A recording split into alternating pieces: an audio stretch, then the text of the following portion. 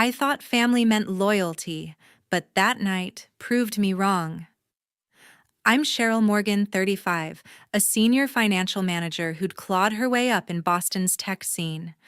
I'd wired $60,000 to cover my younger brother's promotion party at Harborview Restaurant, a swanky spot for his big moment as a bank manager. I expected gratitude, maybe a nod for footing the bill. Instead, he acted like I didn't exist. He stood at the front, grinning, introducing some guy as the family who'd backed his career while I was shoved to a table near the kitchen. My parents joined in, smirking, calling me the help in front of 50 guests, bankers, colleagues, people who mattered to him. I stood there, my face burning as they laughed like it was a joke. I'd poured everything into this night and they erased me, but I didn't cry or shout. I waited. I smiled. Then I opened my banking app and canceled the final payment, $40,000. An hour later, the food stopped coming, the bar shut down, and those 50 guests left hungry. I stood up, took the mic, and let the truth hit harder than their lies. Want to know how it unfolded? Stick around, this gets messy. Before we continue, leave a comment and tell me which city you're in and what time it is. I want to see how far my story has traveled across the map. I still remember the creaky apartment in South Boston, where the heat cut out every winter. I was the one who made sure Justin ate even when our fridge held nothing but ketchup packets. At 35, I look back and see a kid who took on the world for her brother. Mom and Dad were always scrambling, Dad with his odd jobs, Mom with her late-night shifts at the diner. They leaned on me, the older one, to keep things together. I'd walk Justin to school, patch his sneakers with duct tape, and tell him stories about skyscrapers we'd own someday. He'd laugh his eyes wide, promising we'd make it big together. When Justin got into college, I was the one who made it happen. I worked double shifts at a local accounting firm, scraping together every penny for his tuition. I paid the rent when Mom and Dad fell behind, even when it meant skipping my own dreams of grad school. Justin was grateful back then, always hugging me, saying, "Sis, I'll pay you back someday." But things shifted when he landed a job at a big bank downtown. At 30, he started wearing suits that cost more than our old rent. He stopped calling as much, his texts growing short, cold. I'd invite him for coffee, but he'd say he was busy with important meetings. I heard him talk about his new life, how he was networking with big shots, leaving our past behind, like it was something to be ashamed of. It stung watching him pull away. I'd catch him at family dinners, dropping names of executives, acting like our childhood was a dirty secret. He'd talk about his fancy apartment, his new friends, never mentioning the sister who'd carried him through. I started noticing how he'd dodge questions about our family, spinning stories about growing up comfortably. It was like I was being erased piece by piece. I wasn't his sister anymore, just a reminder of a life he wanted to forget. I told myself it was just a phase that he'd come around, but deep down I felt it. Justin saw me as a liability, someone who didn't fit his shiny new world. I kept supporting him, though. When he mentioned his promotion, I offered to help with the party. Not because I had to, but because I still believed in the kid who'd promised we'd make it together.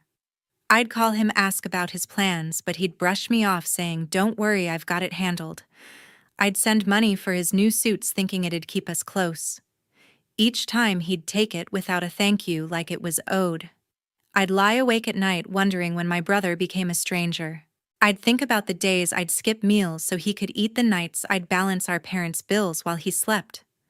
I wanted to believe he'd remember us.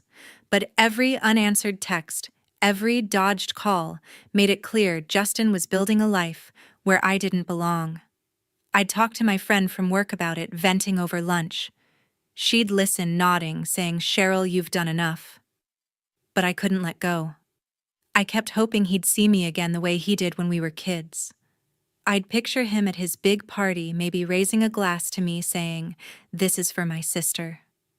I held on to that image even as the distance grew. I didn't know then that the party would change everything, not just for him, but for me. The Boston Harbor shimmered outside the restaurant's windows. I walked into Harborview Restaurant, my dress catching the glow of chandeliers ready to toast Justin's promotion.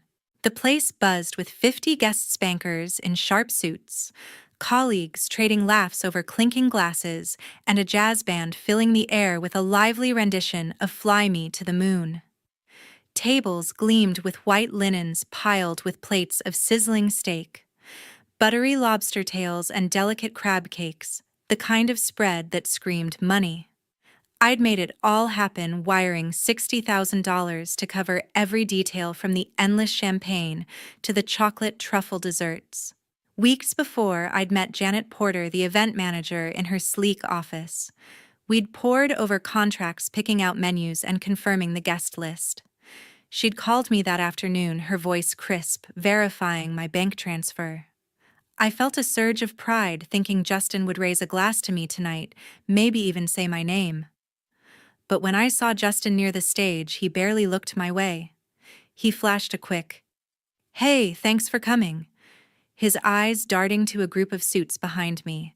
It was the kind of greeting you give someone you barely know, not the sister who'd bankrolled your night.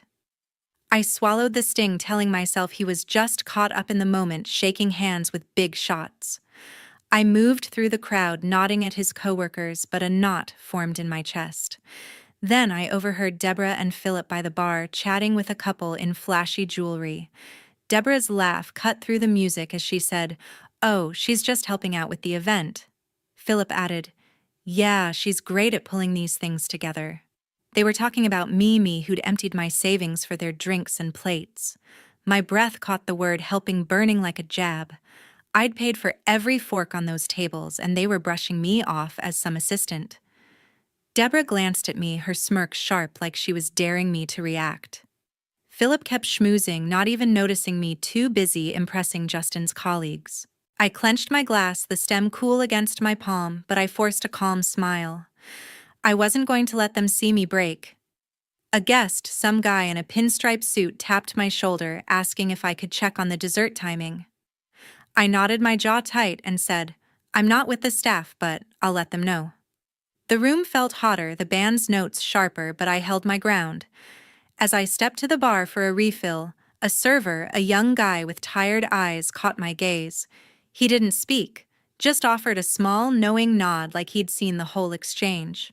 That quiet gesture hit me harder than I expected, grounding me in the chaos. I took a slow sip of whiskey, letting it steady my nerves. Justin, Deborah, and Philip could play their game, but I wasn't invisible. I'd paid for this night, and I'd make sure they knew it. By 8 p.m., the room buzzed with clinking glasses. The jazz band at Harbor View Restaurant shifted to a slower tune, and I stood near the edge of the crowd, watching Justin take the stage. He gripped the microphone, his smile wide, and announced, "I want to thank someone special who's been like family to me." My heart lifted for a split second, thinking he'd finally acknowledge me.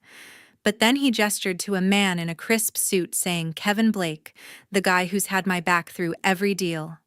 The room clapped, and Deborah and Philip, standing nearby, beamed like proud parents. Deborah nodded, adding, "Kevin's been a rock for Justin's career." Philip chimed in, "Absolutely, he's practically family." I felt my throat tighten. I'd paid $60,000 for this night, and they were handing my role to some stranger named Kevin Blake. I glanced at my seat, tucked in a corner near the kitchen doors, where servers rushed past with trays. It wasn't just a bad table, it was a deliberate choice, like I was an afterthought. I sat down, my hands shaking, trying to blend into the background. The guests around me chatted about stocks and vacations, oblivious to the fact that I'd funded every bite they took. I caught Justin's eye across the room, but he looked away, laughing with a group of bankers. It was like I was invisible, erased from his world. Deborah and Philip didn't even glance my way, too busy basking in the glow of Kevin's introduction. A woman in a sparkling dress leaned over, her voice casual. "Excuse me, could you check when the desserts are coming out?" she asked, mistaking me for staff.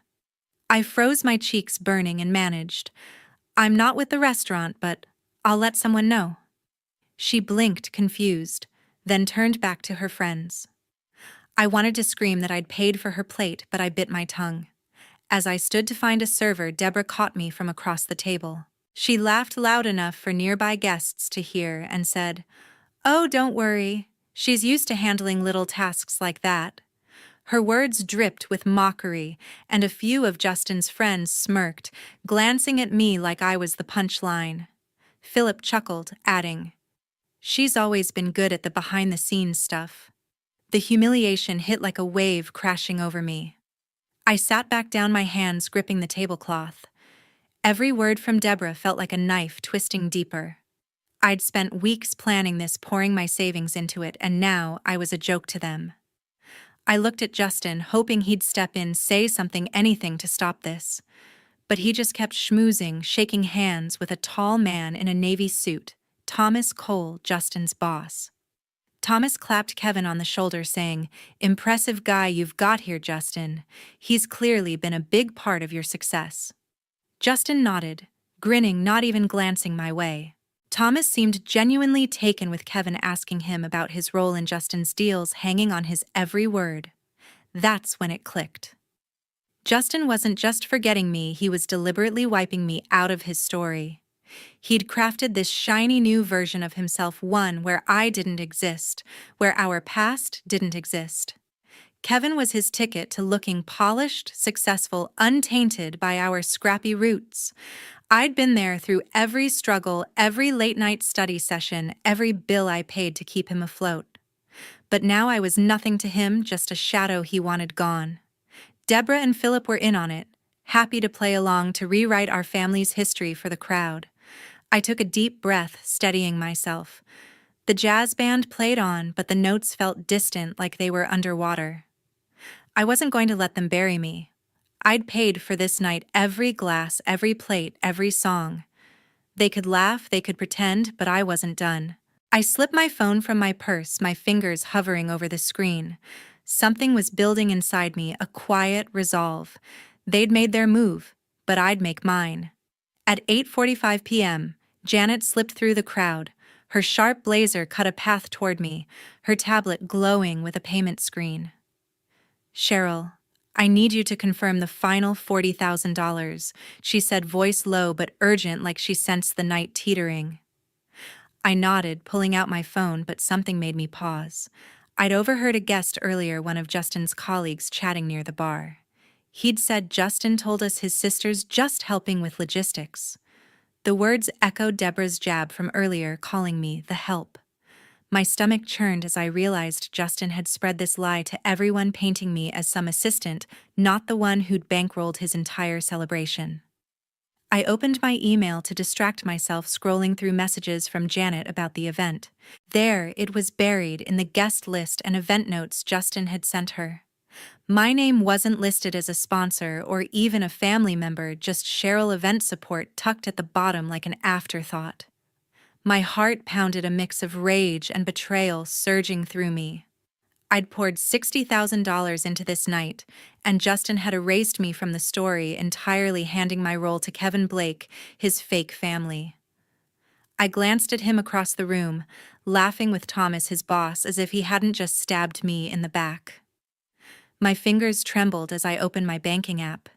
The payment screen for the final $40,000 stared back at me. I thought about every sacrifice, every late night working to pay his tuition, every bill I'd covered for our parents. And now this. I tapped cancel, my pulse racing like I'd just jumped off a cliff. A confirmation popped up. Payment declined. I exhaled, a strange calm settling over me. I'd done it. They'd pushed me too far, and I was taking back control. Within minutes, the restaurant's rhythm faltered. Servers stopped circling with trays of lobster and steak.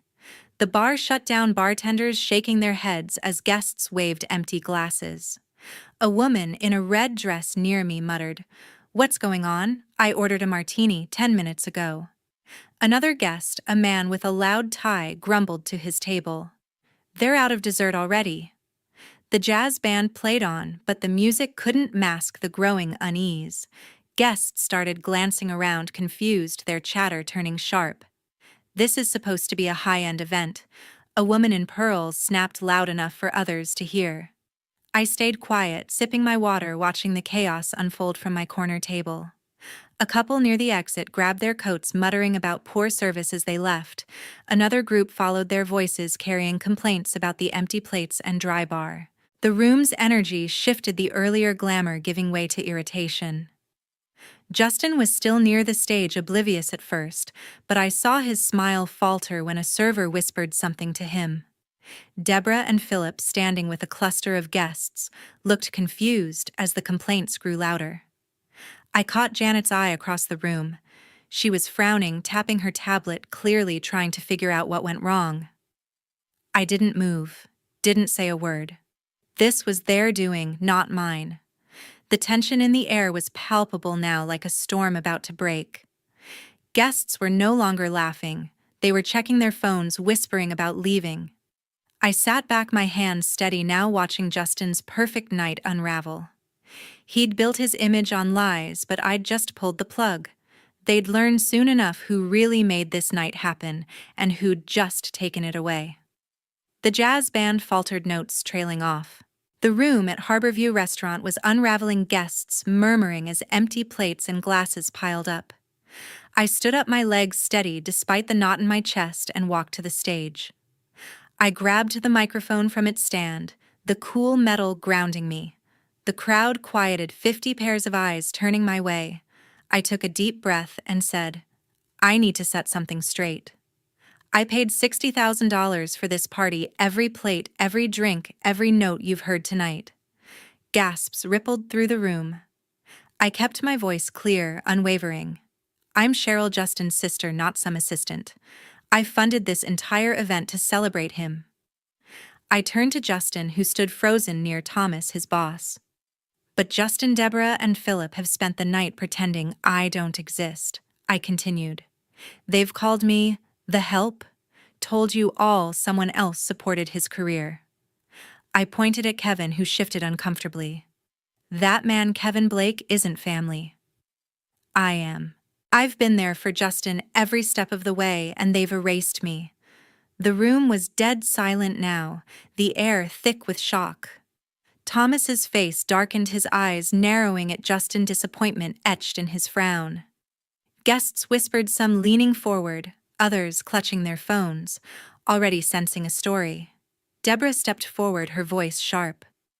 Cheryl, stop this nonsense, she snapped, trying to wave me off. But I didn't flinch. I gripped the mic tighter, my words cutting through her interruption. No, Deborah, you don't get to rewrite this. You laughed while calling me the help in front of everyone. Philip backed you up, and Justin let it happen. My voice stayed sharp, each syllable deliberate. I paid for your drinks, your food this whole night, and you've thanked me by lying. Deborah's face flushed, her mouth opening, but no words came out. Philip stood beside her, his usual charm gone, replaced by a tight-lipped stare. Justin stammered, his face pale. Cheryl, I didn't mean... He started, but his voice cracked, trailing into nothing. He looked at Thomas, then at the crowd, searching for an escape. But there was none. The guests were riveted, some shaking their heads, others murmuring in disbelief. A woman in a silver dress near the front pulled out her phone, recording, her fingers moving fast as she tapped her screen.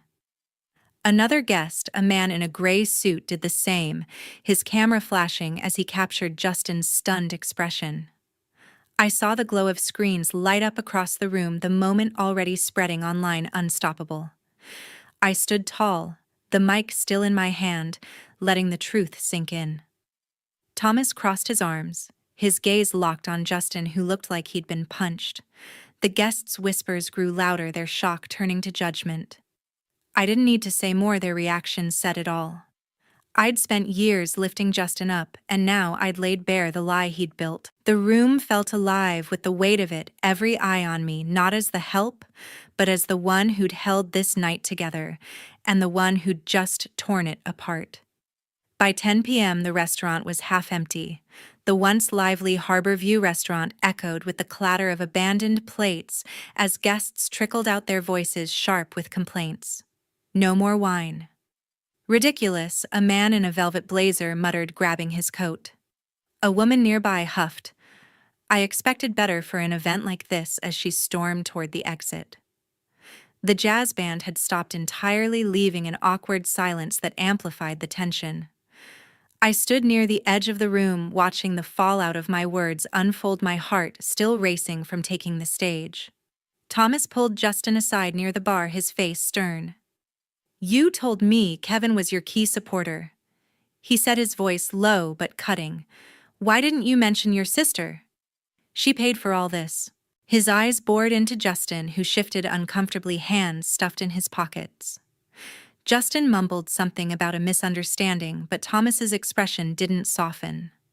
"Honesty matters in this business," he added, turning away, leaving Justin staring at the floor. I caught the exchange from across the room, a flicker of satisfaction mixing with my anger. Justin's carefully built image was cracking, and he knew it. Deborah and Philip, standing near a cluster of empty tables, turned their fury on me. Deborah marched over her heels, clicking sharply.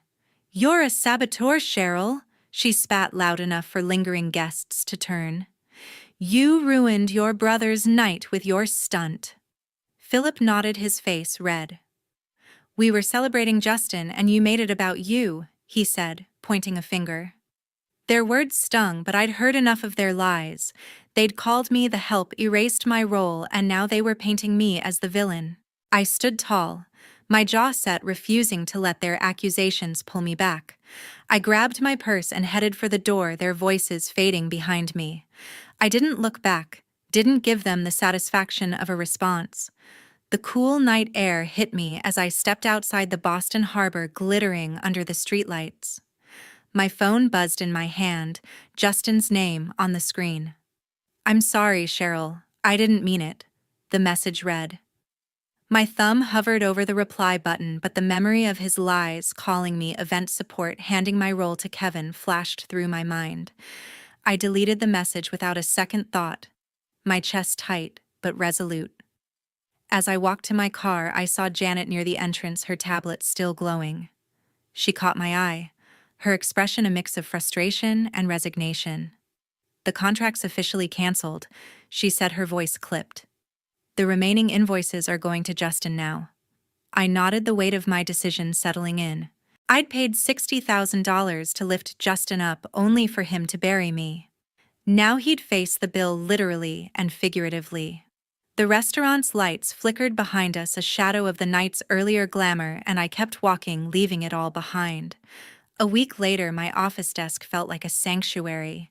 The hum of my computer and the soft clink of my coffee mug grounded me, far from the chaos of Harborview Restaurant.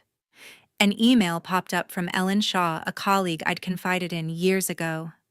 "Cheryl, you did the right thing," she wrote. "Standing up to them took guts. You've got my support." Her words warmed me, a reminder that I wasn't alone. Ellen's encouragement, the first kind voice since that night, gave me a quiet strength to keep moving forward. Word spread fast after the party. Justin's career took a hit. Thomas demoted him, citing trust issues after the truth came out. Social media was relentless, clips of my speech circulating with hashtags calling Justin a fraud. He was stuck with the $40,000 bill for the unpaid portion of the event, a debt he couldn't dodge. I heard he'd been scrambling to explain himself to colleagues, but the damage was done. His polished image, built on lies about Kevin and me, had crumbled under the weight of those viral videos. Deborah and Philip didn't escape the fallout. A local paper ran a piece about the family drama at the gala, naming them as the parents who'd dismissed their daughter's generosity. Their social circle shrank, friends stopped inviting them to brunches and charity events, their names now tied to scandal. I saw a photo of them at a fundraiser, standing awkwardly alone, their usual charm failing to draw a crowd. They'd spent years basking in Justin's spotlight, but now they were cast in its shadow, exposed for their betrayal. Kevin, too, faded from view. He skipped industry events, his name tainted by association with Justin's deception. Whispers followed him. Colleagues questioned his role, wondering if he'd been complicit in the lie. Justin no longer boasted about him, their so-called family bond dissolving as quickly as it had been invented. I didn't care to know more. Kevin was their problem now, not mine. I blocked Justin's number, then Deborah's and Philip's. Their calls and messages stopped coming after a few days, and I felt lighter, like I'd shed a weight I'd carried too long.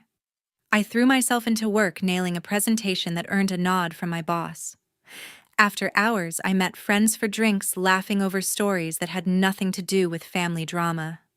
For the first time in years, I felt free to build a life on my terms, surrounded by people who valued me. Looking back, I learned something hard, but true family isn't about blood, it's about respect. Justin, Deborah, and Philip showed me that loyalty can't be assumed even from those closest to you. Setting boundaries wasn't just about protecting my wallet, it was about guarding my worth.